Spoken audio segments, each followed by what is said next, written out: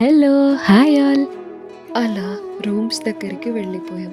మేము ఆ రూమ్ కోసం వెళ్ళేటప్పుడు మాతో పాటు ఒక 2 మెంబర్స్ వచ్చారు.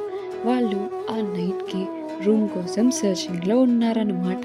సరే మాతో పాటు వచ్చి 500 కమిషన్ ఇవ్వండి అంటూ దివాకర్ జోక్‌గా మాట్లాడుతూ వాళ్ళు కూడా మాతోనే వచ్చి సేమ్ దగ్గర రూమ్స్ తీసుకున్నాం. రూమ్స్ దగ్గర అందరూ మగవాళ్ళే ఉన్నారు. ఇద్దరు పోరగాళ్ళు, ఇంకా పెద్ద అన్నలుగా ఇంకో ముగ్గురున్నారు. గణపతి నిమజ్జనం హడావిడిలో ఉన్నారు వాళ్ళు. రూమ్స్ చూపించాడు ఒక బ్రదర్. అక్కడ ఒక రూమ్‌లో ఫ్యాన్ లేదు. అండ్ అక్కడ బెడ్ లేదు. ఏకంగా పర్మనెంట్‌గా బెడ్‌లాగా సిమెంట్‌తో కట్టేశారు. ఆ మంచం గట్టిగా ఉంది. మళ్ళీ దాని గురించి ఆలోచించే పని లేకుండా అని ఒక స్ట్రాంగ్ డైలాగ్ ఏదో అన్నాడు. నాకు నవ్వొచ్చింది. కరెక్టే గదా! అలా కట్టించేస్తే మళ్ళీ మళ్ళీ దాని గురించి దిగులుండదు. తరతరాల వరకు.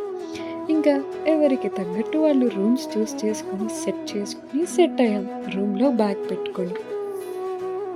ఆ తరువాత ఏం జరిగిందో తెలుసుకోవాలంటే నెక్స్ట్ పార్ట్ కోసం వేచి ఉండండి.